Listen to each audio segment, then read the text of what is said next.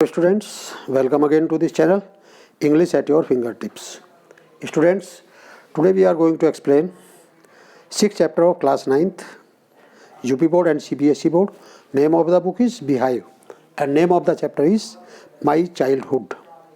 Students, this chapter, My Childhood, is an extract of the famous autobiography of former president of India late APJ Abdul कलाम।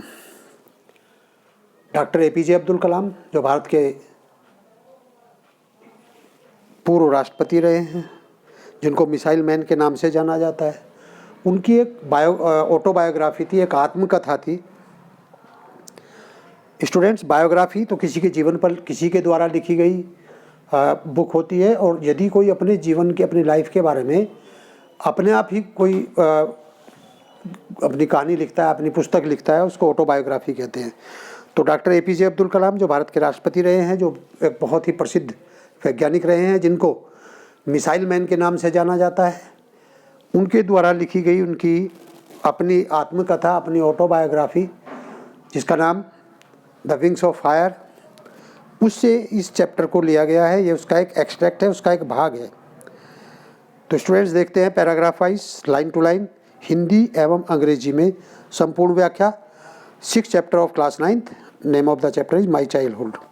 जहाँ तक doctor APJ Abdul कलाम की बात है, 15 अक्टूबर 1931 रामेश्वरम में इनका जन्म हुआ था, और 27 जुलाई 2015 को शिलोंग में जब ये एक संबोधित कर रहे थे किसी गोष्ठी को, तो उस समय इनको हार्ट में कुछ समस्या हुई थी, और वहाँ 27 जुलाई 2015 को इनकी डेथ हुई थी। इनका पूरा नाम अब्दुल पाकिर जैनुद्दीन अब्दुल कलाम, इसीलिए APJ शॉर्ट में, AP Abdul, P Pakir, J Jainulabdeen Abdul Kalam इनका पूरा नाम था। तो देखते हैं students, my childhood. Before you read, can you think of any scientist? क्या आप किसी साइंटिस्ट के बारे में सोच सकते हैं? Who have also been statesman. देखिए स्टूडेंट्स, साइंटिस्ट, आप साइंटिस्ट के बारे में सोचें, लेकिन किसी साइंटिस्ट के बारे में सोच सकते हैं जो स्टेटमैन हो। स्टेटमैन मीन्स राजनेता, यानी कोई ऐसा साइंटिस्ट जो साइंटिस्ट होने के साथ साथ राजनेता भी हो। तो क्या आता है? APJ Abdul Kalam, whose projects in space, defence and nuclear technology guided India into the 21st century, became our 11th president in 2002। यानी APJ अब्दुल कलाम, जिनके प्रोजेक्ट स्पेस में काम करते थे, डिफेंस में काम करते थे, न्यूक्लियर टेक्नोलॉजी में, उन्होंने 21st सेंचुरी में भारत को एक टेक्नोलॉजी में नई दिशा निर्देश दिए, एक नई दिशा दी। Became our 11th president in 2002, वो 2002 में भारत के 11वें राष्ट्रपति बने थे। In his autobiography wings of fire. अब देखिए स्टूडेंट, जैसा मैंने पहले आपको बताया था कि उनकी जो अपनी आत्मकथा जो उन्होंने खुद लिखी है, जिसका नाम क्या था? Wings of fire. He speaks of his childhood. उस विंग्स ऑफ फायर में अब्दुल कलाम, डॉक्टर अब्दुल कलाम अपनी आत्मकथा के बारे में बताते हैं, अपनी कहानी, अपनी बाल्यावस्था, अपने बाल्यकाल के बारे में लिखते हैं। तो जो अपनी बाल्यकाल में, अपनी बचपन के बारे में जो कुछ उन्होंने लिखा है, वही एक्सट्रैक्ट निकाल करके इस चैप्टर में रखा है, जिसका नाम है माई चाइल्डहुड। देखते हैं students, paragraph wise, line to line, detail में, हिंदी और अंग्रेजी में दोनों में एक्सप्लेनेशन। फर्स्ट पैराग्राफ देखते हैं। I was born into a middle class Tamil family in the island town of Rameswaram in erstwhile Madras state. क्या कहता है? I was born into middle class family में, और वो भी कैसी थी? तमिल फैमिली थी। In the island town of Rameswaram, कहाँ? रामेश्वर नामक टाउन में इनका जन्म हुआ था, एक मिडिल क्लास तमिल फैमिली में। The erstwhile Madras state, erstwhile means होता है फॉर्मर, यानी पहले जिसको मद्रास स्टेट मद्रास स्टेट के रूप में जाना जाता था, तो वहाँ इनका जन्म हुआ था। यानी मद्रास स्टेट में रामेश्वरम नामक टाउन में एक मिडिल क्लास तमिल फैमिली में इनका जन्म हुआ था। क्या कहते हैं, माई फादर जैनुलब्दीन, उनके जो पिता जिनका नाम जैनुलब्दीन था, had neither much formal education, ना तो उनके पास फॉर्मल एजुकेशन थी, नोर मच वेल्थ, और ना ही बहुत पैसा धन उनके पास था। Despite this disadvantages, in disadvantages के डिस्पाइट मीन्स बावजूद, इन डिसएडवांटेजेस के बावजूद भी, यानी ना तो उनके पास बहुत ज़्यादा पैसा था, ना ही बहुत ज़्यादा पढ़े लिखे थे, इन डिसएडवांटेजेस के बावजूद भी ही पोसेस्ड ग्रेट इन्नेट विजडम, उनको क्या था, इन्नेट विजडम। इन्नेट विजडम का मतलब होता है एक तरह से inborn in quality of feeling in one's nature, यानी पैदाइशी एक ज्ञान, innate wisdom and a true generosity spirit, यानी उनके अंदर एक पैदाइशी बुद्धिमता थी, और ट्रू माने होता है सच्चा, और जेनरसिटी मीन्स होता है उदारता, उसके अंदर थी, दयालुता है उसके की भावना उनके पिता के अंदर थी, जबकि ना तो बहुत ज़्यादा पढ़े लिखे थे और ना ही उनके पास बहुत ज़्यादा धन संपत्ति थी, यानी उनकी इकोनॉमिक कंडीशन भी बहुत अच्छी नहीं थी, उनकी क्वालिफिकेशन भी बहुत अच्छी नहीं थी, बहुत अच्छी फॉर्मल एजुकेशन उनको नहीं प्राप्त हुई थी, लेकिन फिर भी उनके अंदर पैदाइशी बुद्धिमता थी और उदारता की भावना, दयालुता की भावना उनके अंदर थी। He had an ideal helpmate in my mother, Ashiamma, वो क्या कहते हैं, he had an ideal helpmate, वो साथी रहे हैं इन माई मदर, मेरी माता जी के, जिनका नाम क्या था, आशी अम्मा। I do not recall the exact number of people she fed every day, क्या कहते हैं डॉक्टर साहब कहते हैं, आई डू नॉट रिकॉल, मुझे याद नहीं है, द एग्जैक्ट नंबर, सही संख्या, ऑफ पीपल, लोगों की, शी फेड एवरी डे, जिनको वो रोजाना भोजन कराती थी। इसका मतलब क्या हुआ, डॉक्टर अब्दुल कलाम की जो माता जी थी वो बहुत सारे लोगों को भोजन कराती थी, जिसका अब्दुल कलाम को नहीं पता कि वास्तव में एग्जैक्ट नंबर क्या था, लेकिन उनको ये पता बहुत सारे लोग आते थे और भोजन उनके यहाँ करते थे। But I am quite certain that far more outsider eat with us than all the members of our family put together. लेकिन इसको ये तो याद है, डॉक्टर साहब को ये याद नहीं वास्तविक संख्या क्या थी, लेकिन डॉक्टर साहब को ये पता है कि जितने उनके फैमिली मेंबर्स थे जो भोजन करते थे, उनसे ज़्यादा ऐसे व्यक्ति थे जो बाहर के होते थे, जो रोज़ाना उनकी मम्मी के द्वारा जिनको भोजन कराया जाता था। सेकंड पैराग्राफ देखते हैं students. I was one of many children, कई सारे चिल्ड्रन में से मैं एक था। ए शॉर्ट बॉय, कहते हैं कि मेरी हाइट बहुत ज़्यादा नहीं थी, शॉर्ट मीन्स छोटे कद काठी का, विद रदर अनडिस्टिंग्विश्ड लुक्स, और कहता है कि मेरी जो लुक्स यानी मेरी जो बनावट थी वो भी क्या थी, अनडिस्टिंग्विश्ड थी, यानी सबसे अलग तरह का मैं दिखता था। Born to tall and handsome parents, क्योंकि मैं टॉल और हैंडसम पेरेंट्स के यहाँ पैदा हुआ था, यानी माता पिता जो थे उनकी लंबाई सामान्य थी, लंबे थे वो, और हैंडसम भी थे, लेकिन मैं जो था वो शॉर्ट भी था, यानी हाइट भी कम थी, और देखने में भी मैं बहुत सुंदर नहीं था। We lived in our ancestral house, क्या कहते हैं डॉक्टर साहब कि वी लिव्ड, हम कहाँ रहते थे, इन our ancestral house, ancestral means पैतृक घर में। जो पैतृक घर कौन सा होता है, जो दादा और दादा परदादा उसमें जिसमें रहते आए हैं, यानी जिसमें पूर्वज रहते आए हैं, पहले परदादा रहे, फिर दादा रहे, फिर पिताजी रहे, तो इस तरह से एंसेस्ट्रल हाउस में, which was built in the middle of 19th century, जो 19th सेंचुरी के बीच में बनाया था। इट वॉज फेयरली ए पक्का हाउस, और क्या था, it was fairly a large pucca house, ये बड़ा पक्का घर था, made of limestone and bricks, जो लाइमस्टोन मीन्स चूना और ब्रिक मीन्स ईट, जो चूने और ईट से बना हुआ था। On the mask street in Rameshwar, जो रामेश्वर की मास्क स्ट्रीट यानी मस्जिद वाली गली में था। तो डॉक्टर साहब अपने पूर्वजों के एंसेस्ट्रल हाउस में रहते थे, पूर्वजों घर में रहते थे, जो 19th सेंचुरी के बीच में बना था, जो ईंटों का और चूने का बना हुआ था, और जो रामेश्वर की मस्जिद वाली गली में मास्क स्ट्रीट में था। क्या कहता है कि my austere father used to avoid all inessential comforts and luxuries.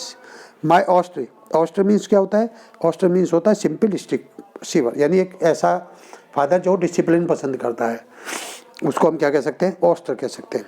तो माई ऑस्टर फादर, मेरे जो थोड़े से सख्त पिताजी थे, used to avoid all inessential comforts and luxuries, वो सारी सुख सुविधाएं जो इनएसेंशियल थी, इनएसेंशियल मीन्स अनावश्यक। कंफर्ट्स एंड लग्जरीज मीन्स आराम और सुख सुविधाएं। तो मेरे जो पिताजी थे जो थोड़े से सख्त मिजाज थे, वो अनावश्यक सुख सुविधाओं और लग्जरीज को बिल्कुल अवॉइड करते थे, हमें वो उपलब्ध नहीं कराते थे। हाउएवर ऑल नेसेसिटीज़, जबकि जो भी आवश्यकताएं थी वर प्रोवाइडेड फॉर, उनको उपलब्ध कराया जाता था।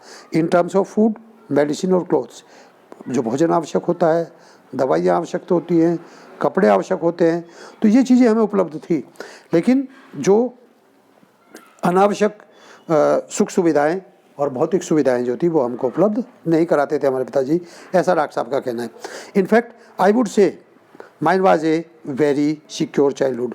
वो कहता है कि वास्तव में मैं ये कहूँगा कि जो मेरा बचपन था बहुत ही सिक्योर था, बोथ मैटीरियली एंड इमोशनली। यानी मुझे मैटीरियली मीन्स भौतिक रूप से जो सुख सुविधाएं संपन्न होनी चाहिए प्राप्त, वो प्राप्त थी, एंड इमोशनली, और जो माता पिता का इमोशनल टच, जो माता पिता का इमोशनल अटैचमेंट बच्चे को मिलना चाहिए, वो मुझे प्राप्त था। जो अनावश्यक सुख सुविधाएं थी वो हमारे पिताजी स्ट्रिक्ट थे, वो हमें उपलब्ध नहीं कराते थे। तीसरा पैराग्राफ देखते हैं students. The second world war broke out in 1939। 1939 में दूसरा विश्व युद्ध शुरू हो गया था। When I was 8 years old, और डॉक्टर साहब कहते हैं कि जब मेरी आयु केवल 8 साल थी। For reason I have never been able to understand, और कहता कि मैं उसका कारण नहीं समझ पाया। A sudden demand for tamarind seeds erupted in the market, कि अचानक से क्या होता है, मार्केट में अचानक से एक मांग बढ़ जाती, और वो किसकी, डिमांड ऑफ टमरिंड सीड्स, यानी जो इमली के बीज हैं उनकी डिमांड मार्केट में एकदम से बढ़ जाती है।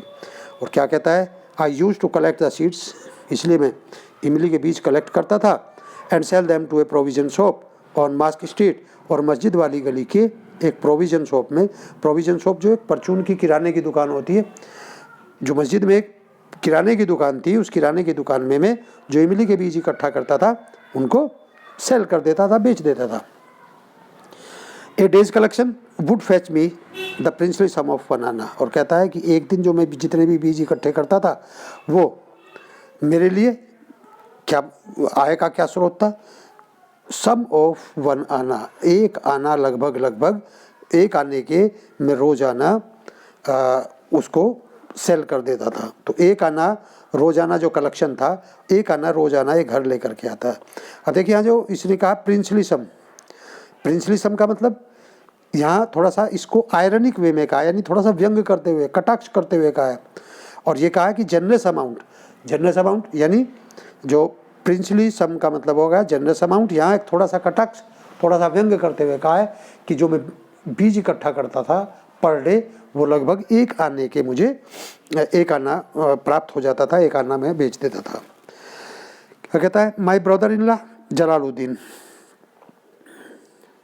वो tell me stories about the war, जो मेरे ब्रदर इन लॉ थे जलालुद्दीन, वो मुझे वार के बारे में स्टोरी सुनाया करते थे, which I would later attempt to trace in the headlines in Dinamani, और जिसको बाद में मैं किसमें हेडलाइन के रूप में भी पढ़ा करता था न्यूज़पेपर में। क्या नाम था न्यूज़पेपर का, दिनामणि। जो दिनामणि नामक न्यूज़पेपर था वो उसकी हेडलाइन भी हुआ करती थी, और वही चीज़ें मेरा जो ब्रदर इन लॉ है जलालुद्दीन जिसका नाम था, वो मुझे वार के बारे में सुनाता था। क्या था, जो हमारे एरिया का न्यूज़पेपर था उसका नाम क्या था, दिनामणि। तो दिनामणि का जो न्यूज़पेपर था उसमें भी मैं being isolated was completely unaffected by the war, और being isolated was completely unaffected by the war, वो बीइंग आइसोलेटेड हो गया था, was completely unaffected by the war, और पूर्ण रूप से वार के द्वारा वो अनअफेक्टेड था। बट सून इंडिया वाज, चूँकि इंडिया में कोई अफेक्ट नहीं था, लेकिन क्या हुआ, but soon India was force to join the alliance forces and something like a state of emergency was declared. पहले तो प्रभाव नहीं था कुछ भी, लेकिन क्या हुआ, बट सुन, लेकिन शीघ्र ही इंडिया वाज फोर्स, इंडिया को मजबूर किया गया to join the alliance, to join the allied force, कि वो अलाइड फोर्स को ज्वाइन करे, and something like a state of और इस तरह से जैसे कि वो state of emergency was declare, एक तरह से जो आपातकाल था सॉरी स्टूडेंट्स, एक तरह का जो आपातकाल था वो देश में घोषित कर दिया गया। The first casualty came in the form of the suspension of train halt at Rameshwar station. और जो पहला कैजुअली, जो पहली कैजुअलिटी थी वो क्या थी? Came in the form of the suspension of train halt at Rameshwar station. वो पहली क्या थी कि जो रामेश्वर स्टेशन पर जो हॉल्ट था, यानी ट्रेन जो रुकती थी, सबसे पहली ये थी कि उस ट्रेन को वहाँ रोकने से क्या किया गया, उसका स्टेशन ऑफ कर दिया गया।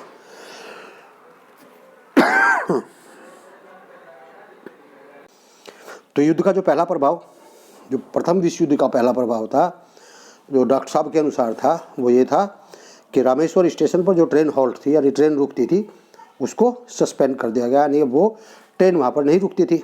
तो इसीलिए क्या हुआ, the newspaper now had to be bundled and thrown out from the moving train on the Rameswaram road between Rameswaram and Dhanushkodi.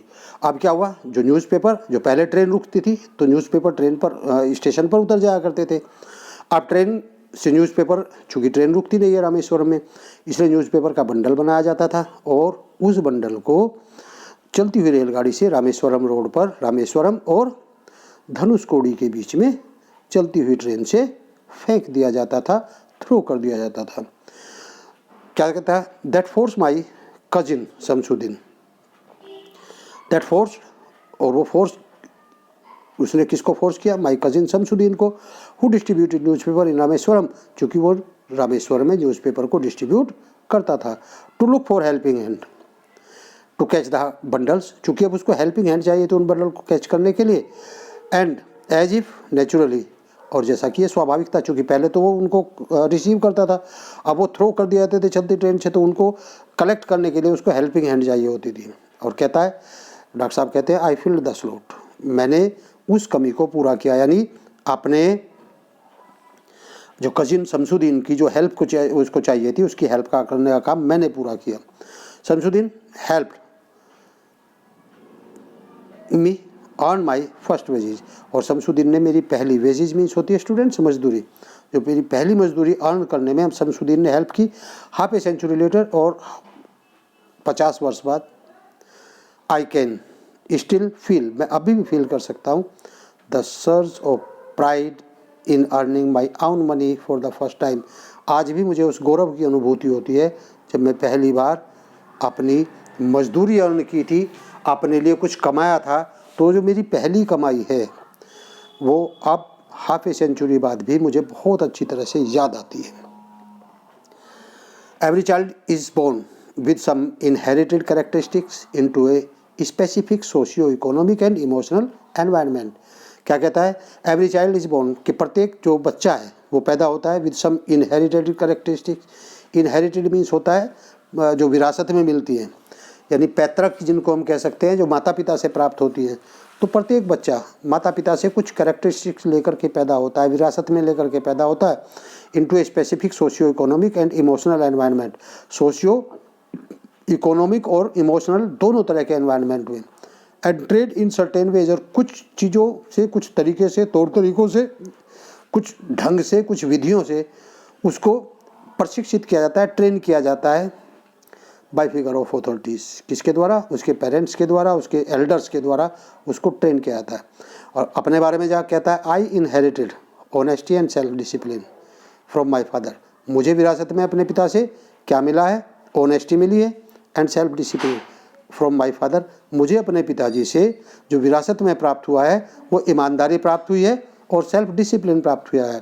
From my father, from my mother I inherited faith in goodness, और अपनी mother से जो मुझे inherit हुआ है वो क्या हुआ है, फेथ इन गुडनेस, कि भलाई में, अच्छाई में विश्वास रखना, एंड कीप काइंडनेस, और दूसरों के प्रति दयालु रहना, and so did my mother, 3 brothers and sister, और ऐसा ही मेरी माँ से मेरे 3 भाइयों ने और बहनों ने भी प्राप्त किया है। आई हैड 3 क्लोज फ्रेंड्स, मेरे 3 क्लोज फ्रेंड्स थे इन माई चाइल्डहुड, मेरे बचपन में मेरे 3 क्लोज फ्रेंड थे। वो कौन कौन से? रामानाथ शास्त्री, पहला तो रामानाथ शास्त्री था, और दूसरा कौन था? दूसरा था अरविंदन, और तीसरा कौन था? शिव प्रकाशन। तो 3 क्लोज फ्रेंड थे डॉक्टर APJ अब्दुल कलाम के, रामानाथ शास्त्री, अरविंदन और Shiv Prakash. All these boys were from orthodox Hindu Brahmin families. ये तीनों जो लड़के थे ऑर्थोडॉक्स हिंदू ब्राह्मण फैमिलीज थे, यानी रूढ़िवादी हिंदू परिवारों से थे। लेकिन एज चिल्ड्रन, जब हम बच्चे थे, none of us ever felt any difference amongst ourselves. हमने अपने आप में कभी भी कोई डिफरेंस महसूस नहीं किया। उसका कारण क्या था? किसके लिए? Because of our religious difference and upbringing. अपने रिलीजियस डिफरेंस हमने कभी महसूस नहीं किए, और अपनी अपब्रिंगिंग में भी हमें कोई डिफरेंस नहीं लगा। हमें लगा कि जिस तरह से वो पले बढ़े हैं, इसी तरह से मैं पला बढ़ा हूँ, जिस तरह से मैं पला बढ़ा हूँ उनको महसूस होता था कि उसी तरह से वो पले बड़े हैं। यानी उन्हें कोई डिफरेंस धार्मिक या अपने पालन पोषण में किसी भी तरह का अंतर महसूस नहीं होता था। इनफैक्ट क्या कहता है? In fact Ramanadha Sastry was the son of Pakshi Lakshmana Sastry. जो रामानाथ शास्त्री था वो प्रकाशी लक्ष्मण शास्त्री का बेटा था। The high priest of Rameswaram temple, जो रामेश्वरम मंदिर के हाई प्रीस्ट थे, यानी सबसे बड़े पुजारी थे, सबसे बड़े पुरोहित थे। Later he took over the priesthood of Rameshwar temple, और बाद में उन्होंने भी, किसने? रामानाथ शास्त्री ने भी बाद में रामेश्वर टेम्पल की जो प्रीस्टहुड थी उसी को अपना लिया था फ्रॉम हिज फादर, अपने पिता से। तो जो रामानाथ शास्त्री थे वो रामेश्वरम मंदिर के जो मुख्य पुजारी थे उनके बेटे थे, और बाद में वो उसी उसी मंदिर के, रामेश्वरम मंदिर के पुरोहित बन गए थे। जबकि Aravindan went into business of arranging transport for visiting pilgrims. जबकि जो अरविंदम था वो क्या बन गया था? किस में गया था? वो बिजनेस में गया था। ट्रांसपोर्ट फॉर विजिटिंग पिलग्रिम्स होता है स्टूडेंट्स तीर्थयात्रियों के लिए जो ट्रांसपोर्ट अरेंज कराता है, वो उस व्यापार में चला गया था, यानी ट्रांसपोर्ट से जुड़े हुए व्यापार में अरविंदन चला गया था। And Shiva Prakash became a catering contractor for the southern railways. और जो शिव प्रकाश था वो साउथर्न रेलवेज में कैटरिंग कॉन्ट्रैक्टर बन गया था, यानी ठेकेदार बन गया था जो कैटरिंग अवेलेबल कराता था। तो इस तरह से तीनों जो फ्रेंड्स थे, और आपको तीनों फ्रेंड्स का बता ही दिया, और चौथा जो APJ अब्दुल कलाम थे उसका आपको बता ही था। फोर्थ देखते हैं स्टूडेंट्स, ये था आपका फिफ्थ पैराग्राफ देखते हैं। During the annual Shri Sitaram Kalyanam ceremony our family used to arrange boats with a special platform for carrying idols of Lord from the temple to marriage site, situated in the middle of the pond called Ram Tirth, which was near our house. During the annual Sri Sitaram Kalyanam ceremony, जो Shri Sitaram Kalyanam ceremony होती थी, annual होती थी, वर्ष में एक बार होती थी, तो आवर फैमिली क्या करती थी? APJ अब्दुल कलाम कहते हैं our family use to arrange boats. हमारी जो परिवार है वो नाव की व्यवस्था करता था विद ए स्पेशल प्लेटफॉर्म के साथ, for carrying idols of lord Ram from the temple to marriage site, कि भगवान राम की जो मूर्ति होती थी, आइडल होती थी, उसको मंदिर से और मैरिज साइट तक ले जाया जा सके। Situated in the middle of the pond called Rama तीर्थ, जो रामा तीर्थ नामक तालाब के बीच में स्थित था, which was near our house, जो हमारे घर के पास था। Events from the Ramayana and from the life of the prophet were the bedtime stories my mother and grandmother would tell the children in our family. और क्या कहता है, देखिए स्टूडेंट्स कितनी इंपॉर्टेंट बात। इवेंट्स द रामायण, रामायण की घटनाएं, and from life profit, और भगवान राम की जीवन से जो संबंधित कथाएं थी, were the bedtime stories, वो बिस्तर पर लेटते टाइम वही स्टोरीज थी my mother and grandmother would tell children in our family, जिन कहानियों को हमारी माताजी और दादी बिस्तर पर लेटते समय हमें सुनाया करती थी, वो भगवान राम की जीवन की कथाएं होती थी और रामायण की घटनाएं होती थी, जिन्हें कहानियों के रूप में हमारी माताजी और हमारी दादी जी सुनाया करती थी। One day when I was in 5th standard, एक बार जब मैं 5वीं क्लास में था, at the Rameswaram elementary school, Rameswaram के प्राइमरी स्कूल में, a new teacher came to our class, हमारी क्लास में एक नया टीचर आया।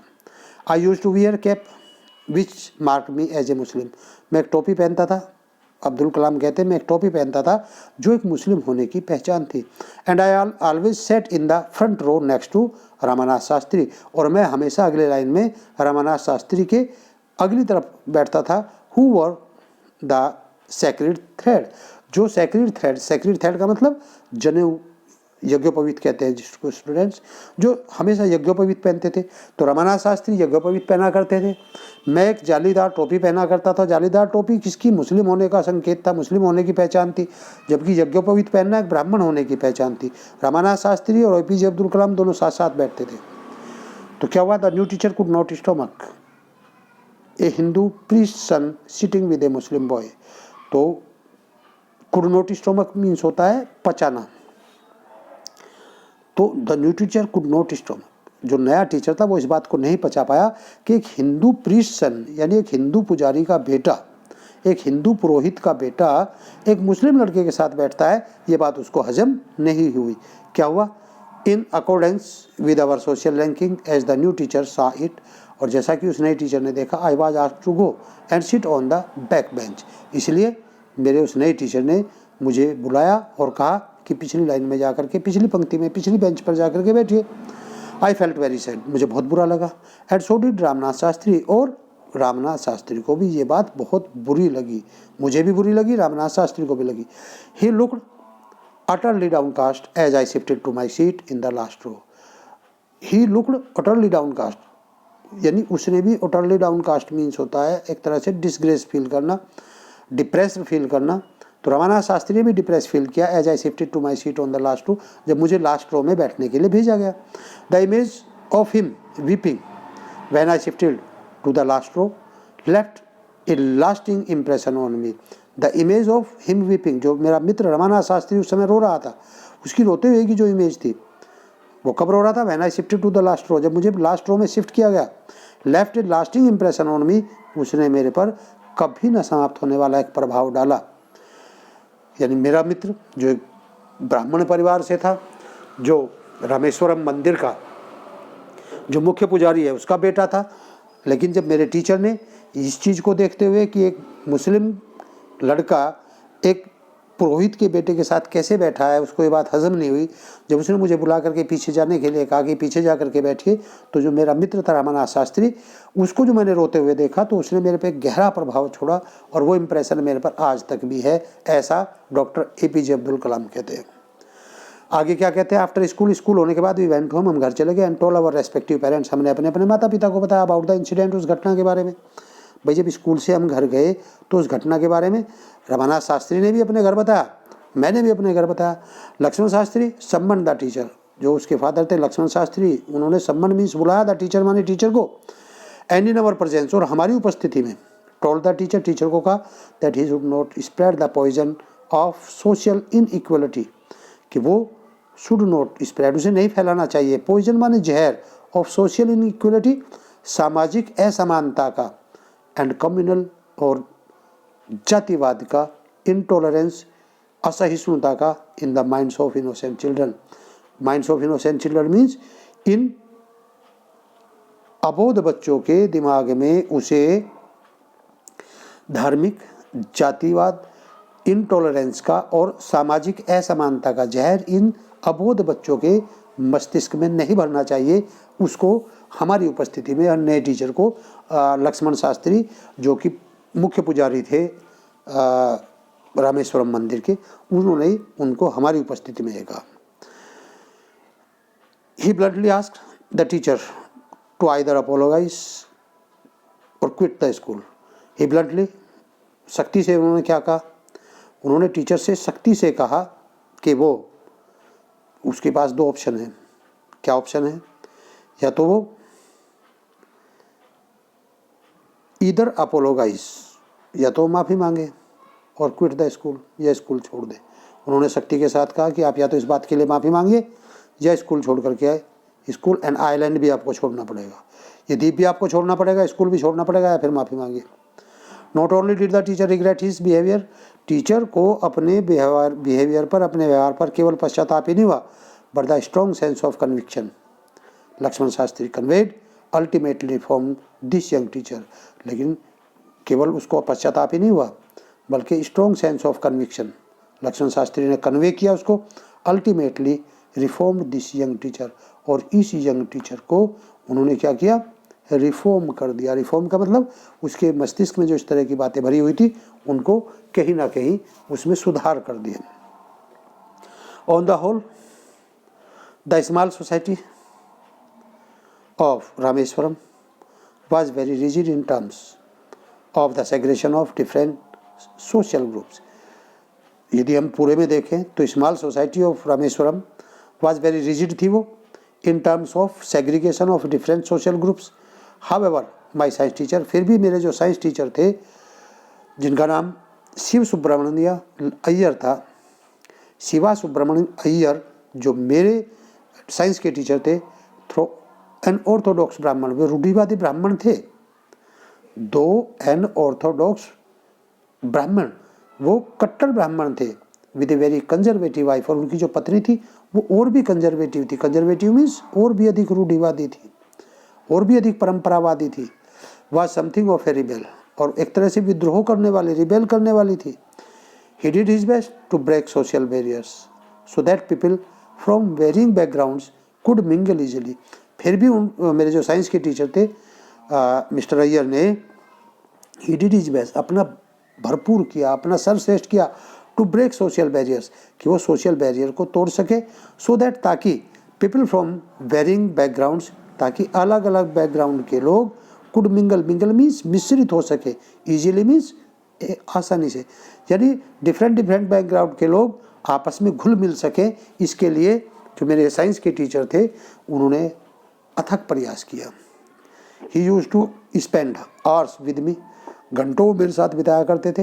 एंड वुड से, और क्या कहा करते थे, Kalam, I want you to develop so that you are on par with the highly educated people of the big cities. मैं चाहता हूँ कि तुम एक ऐसे व्यक्तित्व के रूप में, एक ऐसी शख्सियत के रूप में विकसित हो कि जो हाईली एजुकेटेड पीपल, बड़े बड़े शहरों के जो उच्च पढ़े लिखे लोग हैं, उच्च शिक्षित लोग हैं, वो आपके साथ घुले मिले, आपके साथ उठे बैठे, उनके बीच में आपका उठना बैठना हो। मैं आपको एक ऐसी शख्सियत के रूप में डेवलप होते हुए देखना चाहता हूँ। क्या होता है students, one day he invited me to his home for meal. एक दिन क्या होता है, अब्दुल कलाम कहते हैं, उन्होंने एक दिन मुझे निमंत्रित किया अपने घर पर, मील मीन्स भोजन के लिए। मेरे साइंस टीचर मिस्टर अय्यर ने मुझे एक दिन इनवाइट किया कि मैं उनके घर जाऊं और भोजन करूं। His wife was horrified at the idea of a Muslim boy being invited to dinner in her ritually pure kitchen. अब उसकी पत्नी तो इस बात से हॉरिफाइड होगी, आतंकित होगी, किससे, इसी आइडिया से कि एक मुस्लिम लड़के को इन्वाइट किया गया है कि वो आकर के उसकी राइचुअल प्योर जो किचन है उसका बना हुआ खाना खाएगा, उसके लिए आमंत्रित किया। वो इसी बात से भयभीत हो गई। राइचुअली प्योर का मतलब होता है kept protected from all outside influence from the observance of religion, यानी ऐसी रसोई जिस पर आज तक उन्होंने किसी दूसरे धर्म का, विशेष रूप से मुस्लिम धर्म का प्रभाव नहीं पड़ने दिया। ऐसे राइचुअल प्योर किचन में बने हुए भोजन को खाने के लिए एक मुस्लिम लड़के को इनवाइट किया गया, वो इसी बात से हॉरिफाइड हो गई। She refuse to serve me in her kitchen, उसने मना कर दिया कि मैं तो अपने किचन में उनको सर्व नहीं करूँगी, मैं भोजन उनको सर्व नहीं कर सकती। तो ये बड़ी अजीब सी स्थिति। लेकिन क्या कहते हैं डॉक्टर साहब, लेकिन Shiva Subramanya Iyer was not perturbed, वो इस बात से पर्टर्ब्ड नहीं थे, ना तो बिल्कुल भी वो विचलित हुए। Not did he get angry, और ना ही उन्हें किसी प्रकार का गुस्सा विद हिज वाइफ, अपनी पति से, ना तो वो अपनी पत्नी पर क्रोधित हुए, और ना ही इस बात से वो जरा से भी विचलित हुए कि उसकी पत्नी ने रिफ्यूज कर दिया कि वो अपने घर में किसी मुसलमान लड़के को भोजन नहीं कराएगी। बट स्टिल, बल्कि इसके विरुद्ध क्या हुआ, सर्व्ड मी, उन्होंने भोजन परोसा, हिज ओन हैंड्स, अपने हाथों से, and set down beside me, और मेरे पास बैठ के टू ईट हिज मील, और उन्होंने अपना भोजन मेरे पास बैठकर किया। His wife watch us from behind the kitchen door, और उसकी जो पत्नी थी वो रसोई के दरवाजे के पीछे से हम दोनों को वॉच कर रही थी, देख रही थी। I wondered whether she had observe any difference in the way I ate rice.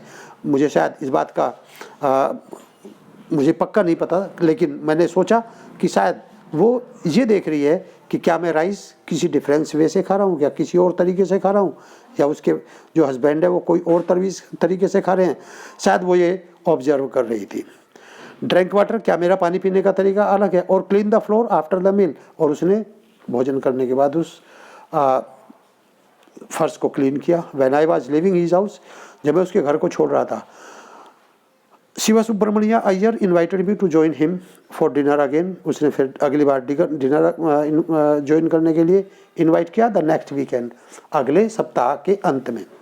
Observing my hesitation, मेरी हेजिटेशन को ऑब्जर्व करते हुए, चूँकि मैं संकोच कर रहा था, क्योंकि मेरे सामने सब कुछ हो रहा था कि मेरे जो टीचर थे उनकी पत्नी ने मुझे सर्व करने के लिए मना कर दिया था, तो एक हेजिटेशन मेरे मन में थी। तो उस हेजिटेशन को उन्होंने ऑब्जर्व कर लिया था। He told me not to get upset, उन्होंने मुझसे कहा कि आपको इस बारे में अपसेट होने की आवश्यकता नहीं है। सेइंग, ऐसा कहते हुए, once you decide to change the system, कि यदि आप एक बार सिस्टम को चेंज करने के लिए निश्चय कर लेते हो तो क्या होता है, such problems have to be confronted, तो इस तरह की समस्याएं तो आपके सामने आनी ही होती हैं। कन्फ्रंटेड मीन्स समस्या। जब आप सिस्टम को चेंज करना चाहते हैं, जब आप सिस्टम को चेंज करना चाहते हैं तो इस तरह की समस्याएं आपके सामने आना जरूरी है, तो इसलिए इसमें अपसेट होने वाली जैसी कोई बात नहीं है। When I visited his house next week, और क्या कहता है डॉक्टर साहब कहते हैं कि जब अगले सप्ताह में उनके घर पर विजिट पर गया, शिवा सुब्रमण्यम अय्यर्स वाइफ टुक मी इनसाइड, तो शिवा सुब्रमण्य अय्यर की पत्नी मुझे अंदर लेकर के गई। इनसाइड हर किचन, अपनी रसोई घर के अंदर लेके गई। And serve me food with her own hands, और उन्होंने अपने हाथों से मुझे भोजन खिलाया। Then the Second World War was over and India's freedom was imminent. फिर सेकेंड वर्ल्ड वार जो था वो भी समाप्त हो गया था। And India's freedom was imminent, और जो भारत की आज़ादी की जो संभावनाएं थी वो बहुत ज़्यादा बढ़ गई थी। Indians will build their our India, लोगों ने अपने अपने तरीके से अपने भारत को के निर्माण की बात करना शुरू कर दिए थे। डिक्लेयर गांधी जी, और गांधी जी ने भी ये डिक्लेयर कर दिया था कि इंडियंस विल बिल्ड देयर आउन इंडिया। गांधी जी ने डिक्लेयर कर दिया था कि भारतीय लोग ही अपने भारत का निर्माण करेंगे। The whole country was filled with an unprecedented optimism, तो पूरा जो देश था एक आशावाद से भर गया था। सबको ये आशा हो रही थी कि अब हम शीघ्र ही आज़ाद होने वाले। I asked my father for permission to leave Rameswaram, मैंने अपने पिताजी से परमिशन के लिए पूछा कि आप मुझे परमिशन दे दीजिए, मैं रामेश्वरम को छोड़ना चाहता हूँ। And study at the district headquarters in Rameswaram, और मैं रामेश्वरम के डिस्ट्रिक्ट हेडक्वार्टर पर स्टडी करना चाहता हूँ, जिला मुख्यालय पर स्टडी करना चाहता हूँ। लेकिन क्या हुआ, he told me as if he thinking aloud, Abdul I know you have to go away to grow, does the seagull not fly across the sun alone and without a nest.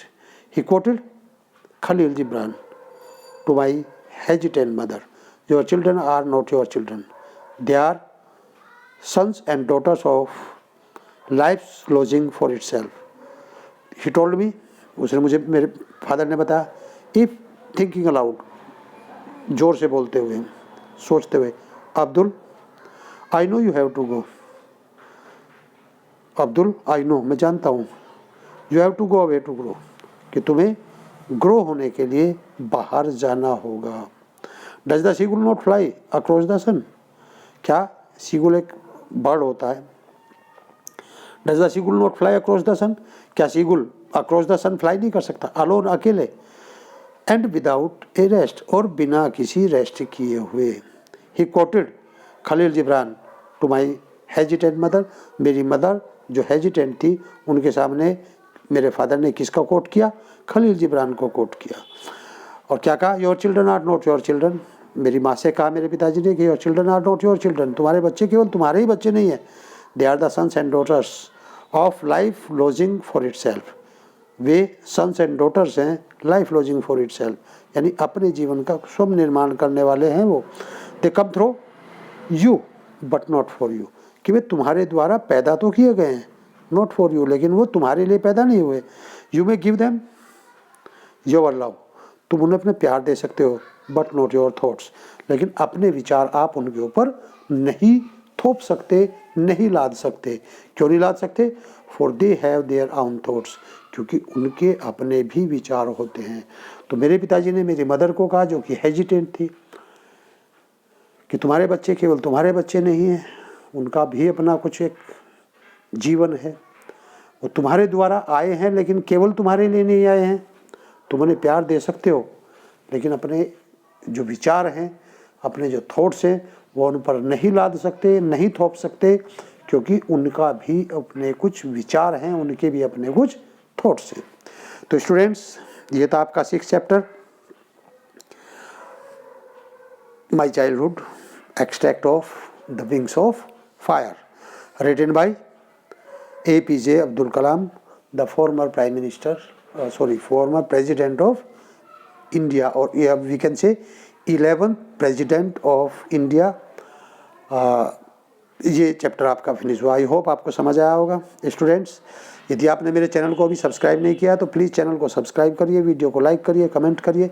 यदि कुछ चीज़ आपकी समझ नहीं आई तो आप कमेंट सेक्शन में जाकर के कमेंट कर सकते हैं, मैं आपको फिर से उसे एक्सप्लेन कर दूंगा। स्टूडेंट्स, अपने फ्रेंड्स के साथ वीडियो को अधिक से अधिक शेयर करिए, ताकि आपके फ्रेंड्स भी इस वीडियो से अपनी प्रिपरेशन कर सकें, अपनी तैयारी कर सकें। तो स्टूडेंट्स, प्लीज़ चैनल को सब्सक्राइब करिए, subscribe the channel, like and comment the video and share video as much as possible. मिलते हैं किसी नेक्स्ट वीडियो में, तब तक के लिए thank you very much, thank you.